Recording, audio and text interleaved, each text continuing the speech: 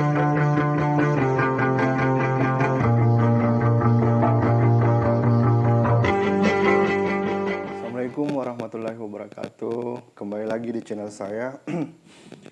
Adi lagi belajar. Kali ini saya akan review buku novel pastinya. Buku ini merupakan karangan Mbak Oki Mandasari. Kan sampulnya di warna kuning.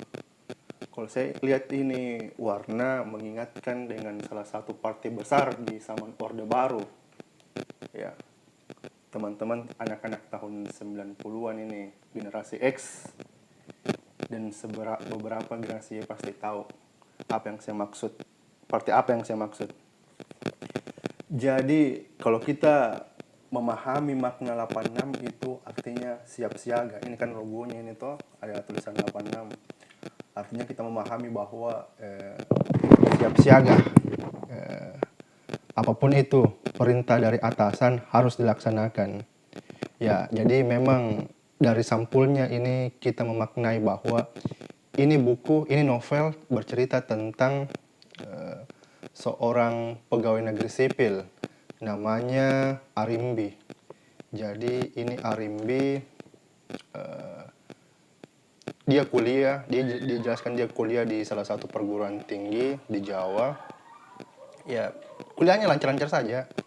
Dia mempunyai idealisme yang kuat.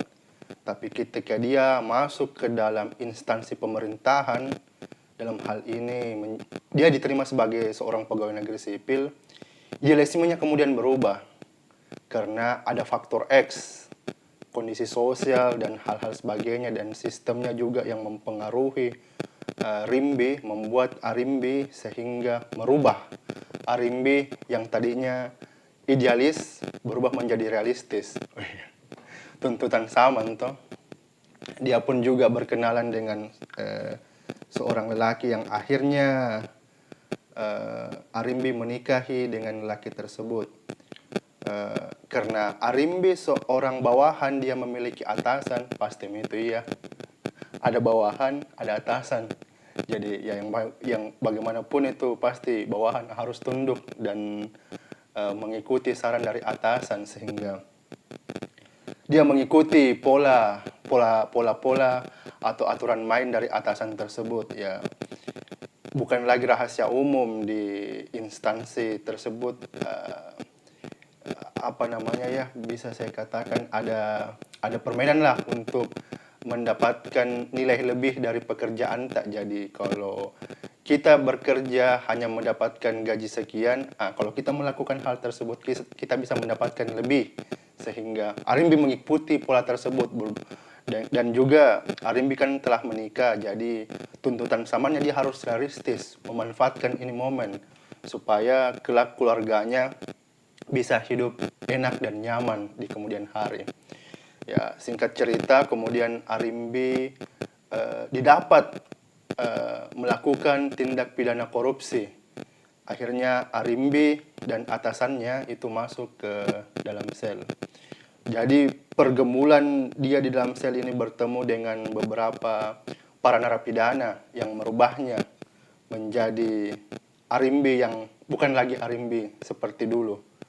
Jadi begitu. Jadi novel ini banyak bercerita tentang bagaimana pola-pola atau tindak tanduk korupsi yang terjadi dalam suatu instansi, khususnya instansi pemerintahan ya. Dan hal tersebut adalah sesuatu yang lumrah. Melalui novel ini kita diajarkan bagaimana caranya, bagaimana kondisi lingkungan itu merubah pribadi kita.